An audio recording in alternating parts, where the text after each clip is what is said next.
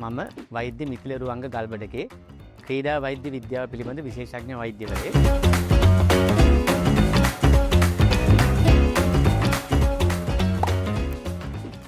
AIA සුවපාසල් ව්‍යාපෘතිය සඳහා මම මගේ සම්පත්දායකත්වය ලබා දුන්නේ ක්‍රියාශීලී ජීවන රටාවක් ගත කරන්නේ කොහොමද කියන මාතෘකාව යටතේ. අපි මේ මාතෘකාව යටතේ ලංකාව පුරා පළාත් 9ම ආවරණය වන පරිදි පාසල් විශාල ප්‍රමාණයක් සඳහා මේ ව්‍යාපෘතිය කරගෙන ගියා. එහිදී පාසල් ළමුන් දෙමව්පියන් ඒත් එක්කම ගුරුවරුන් මේ සඳහා සහභාගී වුණා. මේදී ප්‍රධාන වශයෙන් කියන්න ඕනේ ඒගොල්ලන්ගේ තිබිච්ච සහභාගීත්වය ඉතාම සතුටුදායකයි. හරිම උනන්දුවෙන් සතුටු වුණා.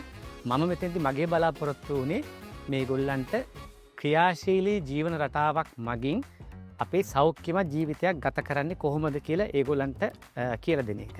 ඉතාම සතුටුයි කියන්න ඒ ළමයි තමන්ගේ වටපිටාවේ තියෙන දේවල් උපයෝගී කරගෙන තමන්ගේ ක්‍රියාශීලී ජීවන රටාව වැඩි කරගන්නේ කොහොමද කියලා ව්‍යාපෘති ගොඩක් අපිට එවලා තිබුණා. ඒක නිසා මම හිතනවා මේ ව්‍යාපෘතිය මගින් අපිට ඕන පණිවිඩය මේ ළමයින්ට ලබා දෙන්න හැකියාව ලැබුණා කියලා. සහ දෙමව්පියන්ට ලබා දෙන්න හැකියාව ලැබුණා කියලා. මොකද හුඟ දෙනෙක් කියන්නේ තමන්ට ක්‍රියාකාරීව කටයුතු කරන්න වෙලාව මදි. අපිට ශාරීරික ක්‍රියාකාරකම් කරන්න වෙලාව මදි තමයි ඒගොල්ලන් හැමදෙනෙම දෙන උත්තරේ. හැබැයි මේ ව්‍යාපෘතිය මගින් අපි ඒගොල්ලන්ට කියලා දුන්නා තමන්ගේ ජීවිතයේ සාමාන්‍ය විදිහට ගත කරන අතරතුර කොහොමද අපි ක්‍රියාශීලී වෙන්නේ කියලා.